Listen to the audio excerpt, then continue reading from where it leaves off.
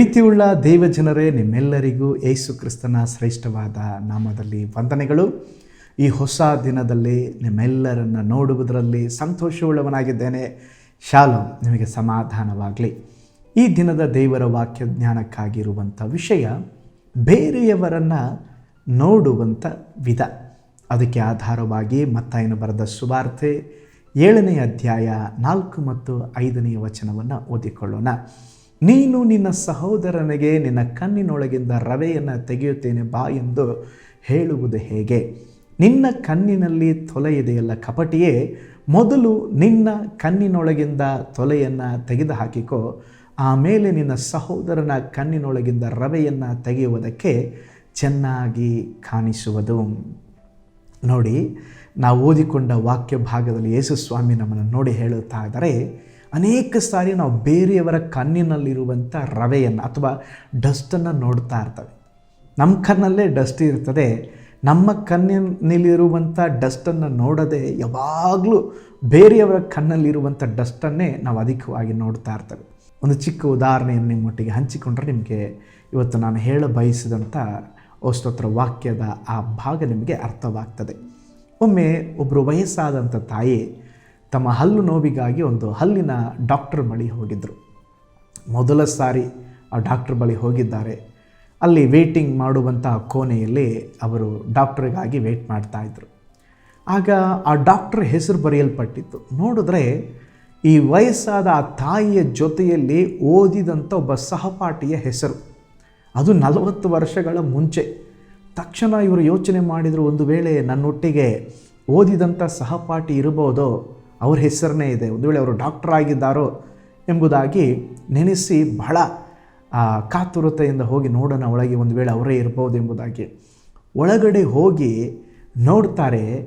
ಅವರು ಬಹಳ ವಯಸ್ಸಾದ, ತಲೆಯಲ್ಲಿ ಕೂದಲೆಲ್ಲ ಉದಿರಿ ಹೋಗಿ ಬಹಳ ಅದೇನು ಹೇಳ್ತಾರೆ, ಅರ್ಧ ತಲೆಯೆಲ್ಲ ಬಾಂಡ್ಲಿ ಆಗಿದೆ.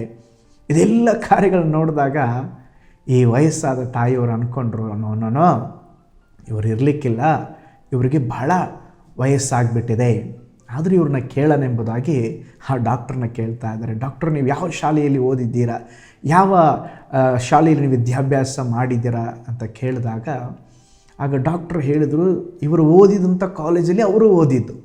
ಹಾಗೆ ಇವ್ರಿಗೆ ಬಹಳ ಸಂತೋಷ ಆಯಿತು. ಆಗ ಆ ಡಾಕ್ಟ್ರ್ ಕೇಳ್ತಾ ಇದ್ದಾರೆ, ನಾನು ಆ ಸ್ಕೂಲಲ್ಲಿ ಇದ್ದೆ ಎಂಬುದಾಗಿ ಹೇಳುವಾಗ ಡಾಕ್ಟ್ರ್ ಕೇಳ್ತಾ ಇದೆ, ಟೀಚರ್ ನೀವು ಯಾವ ಸಬ್ಜೆಕ್ಟನ್ನು ನನಗೆ ಹೇಳಿಕೊಡ್ತಾ ಇದ್ರಿ? ನೋಡ್ರಿ, ಆ ಬಾಂಡ್ಲಿ ತಲೆಯೆಲ್ಲ ನೋಡಿ ಇವ್ರು ತಿಳ್ಕೊಂಡ್ರು ಅವ್ರಿಗೆ ಜಾಸ್ತಿ ಆಗಿದೆ ಅಂತೆ. ಆ ಡಾಕ್ಟ್ರು ಇವ್ರನ್ನ ನೋಡಿ ಇನ್ನೂ ಜಾಸ್ತಿ ಟೀಚರ್ ಲೆವೆಲಲ್ಲಿ ಅವ್ರು ನೋಡ್ತಾ ಇದ್ದಾರೆ. ನೋಡಿ, ನಾವು ಸಹ ಅನೇಕ ಸಾರಿ ನಮ್ಮ ವಯಸ್ಸಿನಲ್ಲಿರುವ ಬೇರೆಯವರನ್ನ ನೋಡಿ ನನಗೆ ಇನ್ನೂ ಅಷ್ಟು ವಯಸ್ಸಾಗಿಲ್ಲ ಎಂಬುದಾಗಿ ನೆನೆಸ್ಕೊಳ್ತೇವೆ. ಆದರೆ ಅವರು ನಮ್ಮನ್ನು ನೋಡುವಾಗ ನಾವು ನೆನೆಸುವಂತೆ ಅವರು ಸಹ ನೆನೆಸುತ್ತಾರೆ ಎಂಬುದನ್ನು ನಾವು ಮರೆತು ಹೋಗ್ತೇವೆ. ಕೆಲವರು ದಪ್ಪವಾಗಿರುವುದನ್ನು ನೋಡುವಾಗ ನಾನೇನು ಅಷ್ಟು ದಪ್ಪವಿಲ್ಲೆಂಬುದಾಗಿ ನಾವು ನೆನೆಸ್ಕೊಳ್ತೇವೆ. ಆದರೆ ಅವರು ನಮ್ಮನ್ನು ನೋಡುವಾಗ ಅಯ್ಯೋ ಇವರು ಎಷ್ಟು ದಪ್ಪವಾಗಿದ್ದಾರೆ ಎಂಬುದಾಗಿ ಅವರು ನೆನೆಸ್ತಾರೆ. ಆದ್ದರಿಂದ ನಾವು ನೋಡುವಂಥ ವಿಧವೇ ಬೇರೆ, ನಮ್ಮನ್ನು ನೋಡುವಂಥ ಜನರ ವಿಧವೇ ಬೇರೆಯಾಗಿರ್ತದೆ. ಅದೇ ರೀತಿಯಾಗಿ ನಮ್ಮ ಆತ್ಮೀಕ ಜೀವಿತದಲ್ಲಿ ಕೆಲವರ ಜೀವಿತವನ್ನು ನೋಡ್ರೆ ಅಯ್ಯೋ ಅವರು ಎಷ್ಟು ಪಾಪದಲ್ಲಿ ಬಿದ್ದಿದ್ದಾರೆ, ಅವರಿಗೆ ಆತ್ಮೀಕತೆಯೇ ಇಲ್ಲ, ಅವರು ಹಾಗಿದ್ದಾರೆ ಹೀಗಿದ್ದಾರೆ ಎಂಬುದಾಗಿ ನಾವು ನೋಡಿ ಅವರ ಬಗ್ಗೆ ಕೀಳಾಗಿ ಮಾತನಾಡ್ತೇವೆ. ನಮ್ಮ ಜೀವಿತದಲ್ಲಿ ಕೂಡ ನಾವು ಏನಾದರೂ ತಪ್ಪು ಮಾಡಿದಾಗ ಅದು ಪಾಪ ಎಂಬುದಾಗಿ ಹೇಳೋದಿಲ್ಲ, ಏನೋ ಒಂದು ಬಲಹೀನತೆ. ಹಾಗಾದರೆ ಅವರು ನಮ್ಮನ್ನು ನೋಡುವಾಗ ಹೇಗೆ ನೋಡುತ್ತಾರೆ ಎಂಬುದಾಗಿ ನಾವು ಗ್ರಹಿಸಿಕೊಳ್ಳೋದಿಲ್ಲ. ಅದಕ್ಕೆ ಯೇಸು ಸ್ವಾಮಿ ಹೇಳ್ತಾ ಇದ್ದಾರೆ, ನಿನ್ನ ಸಹೋದರನಿಗೆ ನಿನ್ನ ಕಣ್ಣಿನೊಳಗಿಂದ ರವೆಯನ್ನು ತೆಗೆಯುತ್ತೇನೆ ಬಾ ಎಂದು ಹೇಳುವುದು ಹೇಗೆ? ಮೊದಲು ನಿನ್ನ ಕಣ್ಣಿನಲ್ಲಿ ತೊಲೆ ಇದೆಯಲ್ಲ ಕಪಟಿಯೇ, ಮೊದಲು ನಿನ್ನ ಕಣ್ಣಿನೊಳಗಿರುವಂಥ ಡಸ್ಟನ್ನು ತೆಗೆದು ಹಾಕೋ, ಆಮೇಲೆ ನಿನ್ನ ಸಹೋದರನ ಕಣ್ಣಿನೊಳಗಿಂದ ರವೆಯನ್ನು ತೆಗೆಯುವುದಕ್ಕೆ ಚೆನ್ನಾಗಿ ಕಾಣಿಸುವುದು. ಬೇರೆಯವರು ಮಾಡುವ ತಪ್ಪುಗಳು ನಮಗೆ ದೊಡ್ಡದಾಗಿ ಕಾಣಬರ್ತದೆ. ಆದರೆ ಹೇಗೆ ಆ ತಪ್ಪುಗಳನ್ನು ಮಾಡ್ತಾರೆ, ಅವರಿಗೆ ದೇವರ ಭಯವೇ ಇಲ್ವಾ ಎಂಬುದಾಗಿ ಹೇಳುವ ನಾವೇ ಆ ತಪ್ಪುಗಳನ್ನು ಮಾಡುವಾಗ ಇದು ಒಂದು ಸುಮ್ಮನೆ ಒಂದು ಬಲಹೀನತೆ ಎಂಬುದಾಗಿ ನಾವು ನೆವವನ್ನು ಹೇಳುತ್ತಿರುತ್ತೇವೆ. ಹಾಗಿರುವುದಾದರೆ ನಮ್ಮ ಸ್ವರೂಪವನ್ನು ನಮ್ಮ ಕನ್ನಡಿಯಲ್ಲಿ ನೋಡುವಾಗ ನಿಜವಾಗಿ ನಾವು ಇರುವ ಪ್ರಕಾರವಾಗಿ ನಾವು ಕಾಣಿಸಿಕೊಳ್ತೇವೆ, ನಾವು ಒಪ್ಕೊಳ್ತೇವೆ. ಅದೇ ರೀತಿಯಾಗಿ ದೇವರ ವಾಕ್ಯ ಎಂಬ ಕನ್ನಡಿಯಲ್ಲಿ ನಮ್ಮ ಜೀವಿತದಲ್ಲಿ ಕಾಣುವ ತಪ್ಪುಗಳನ್ನು ಒಪ್ಪಿಕೊಂಡು ನಮ್ಮ ಜೀವಿತ ಇರುವ ಪ್ರಕಾರವೇ ಕರ್ತನಿಗೆ ಒಪ್ಪಿಸಿಕೊಡೋಣ. ಮೊದಲನೇದಾಗಿ ನಾವು ನಮ್ಮನ್ನು ಕನ್ನಡಿಯಲ್ಲಿ ನೋಡುವ ಹಾಗೆ ಬೇರೆಯವರನ್ನ ನೋಡೋಣ.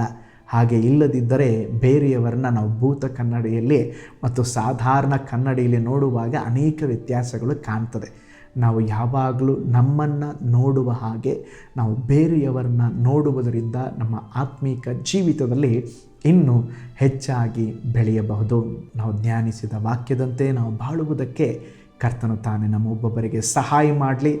ಕಣ್ಗಳನ್ನು ಮುಚ್ಚೋಣ, ಪ್ರಾರ್ಥಿಸೋಣ. ದೇವರೇ, ಅನೇಕ ಸಾರಿ ನಾವು ಇತರರ ಜೀವಿತವನ್ನು ನೋಡಿ ಕೀಳಾಗಿ ಎನಿಸುತ್ತೇವೆ. ಅನೇಕ ಸಾರಿ ನಮ್ಮ ಜೀವಿತದಲ್ಲಿ ತಪ್ಪುಗಳು, ಪಾಪಗಳು ಇರುತ್ತವೆ, ನಾವು ನೋಡೋದಿಲ್ಲ. ನಮ್ಮನ್ನು ಕ್ಷಮಿಸಪ್ಪ. ನಾವು ಯಾವಾಗಲೂ ನಮ್ಮನ್ನು ಮೊದಲು ನೋಡಿಕೊಂಡು ಬೇರೆಯವರನ್ನು ದೇವರೇ ನಮ್ಮನ್ನು ನೋಡಿಕೊಳ್ಳುವ ಹಾಗೆ ಅವರನ್ನು ಕೂಡ ನೋಡಿಕೊಳ್ಳುವ ಹಾಗೆ ಕರ್ತನೆ ನೋಡುವಂತೆ ನಮಗೆ ಸಹಾಯ ಮಾಡಿರಿ. ಈ ಹೊಸ ದಿನಕ್ಕಾಗಿ ಸ್ತೋತ್ರ. ಈ ಹೊಸ ದಿನದಲ್ಲಿ ನಿನ್ನ ಜನರಿಗೆ ಹೊಸ ಕೃಪೆ ಉಂಟಾಗಲಿ, ಬಲ ಉಂಟಾಗಲಿ. ದೇವರೇ, ಈ ದಿನವೆಲ್ಲ ದೇವರೇ ನಿನ್ನ ಆಶೀರ್ವಾದ ನಿನ್ನ ಜನರ ಮೇಲೆ ಇರಲಿ. ಶರೀರದಲ್ಲಿ ಒಳ್ಳೆಯ ಆರೋಗ್ಯವನ್ನು, ಬಲವನ್ನು ಕೊಡ್ರಿ. ಅವರು ಮಾಡುವ ಕೆಲಸ ಕಾರ್ಯಗಳು ಆಶೀರ್ವದಿಸಲ್ಪಡಲಿ. ದೇವರೆಲ್ಲ ಸಕಲ ಶೋಧನೆಗಳಿಂದ ತಪ್ಪಿಸಿ ಕಾಪಾಡ್ರಿ. ಈ ದಿನವೆಲ್ಲ ಕ್ರಿಸ್ತನ ಸಮಾಧಾನವು ಅವರ ಹೃದಯಗಳಲ್ಲಿ ಆಳ್ವಿಕೆ ಮಾಡಲಿ ಸ್ವಾಮಿ. ನಿಮ್ಮ ಕಾರ್ಯಗಳಲ್ಲಿ ಒಪ್ಪಿಸಿಕೊಡ್ತೇವೆ ದೇವರ. ಎಲ್ಲ ದೇವ ಜನರಿಗಾಗಿ ಪ್ರಾರ್ಥಿಸ್ತೇವೆ. ಬ್ಲೆಸ್ ಮಾಡಿರಿ ಯೇಸುವಿನ ಹೆಸರಿನಲ್ಲಿ ತಂದೆಯೇ, ಆಮೇನ್. Praise the lord. ಈ ಡೈಲಿ ಡಿವೋಷನ್ ನಿಮಗೆ ಆಶೀರ್ವಾದಕರವಾಗಿದ್ದರೆ ಇದರೊಂದಿಗೆ ಶೇರ್ ಮಾಡಿರಿ. ಈ ಸೇವೆಗಾಗಿ ಪ್ರಾರ್ಥಿಸಿರಿ. ಕರ್ತನು ನಿಮ್ಮನ್ನು ಆಶೀರ್ವದಿಸಲ್ಪಡಲಿ. Have a blessed day. ನಾಳೆ ಮುಂಜಾನೆ ಡಿವೋಷನಲ್ಲಿ ಭೇಟಿಯಾಗೋಣ.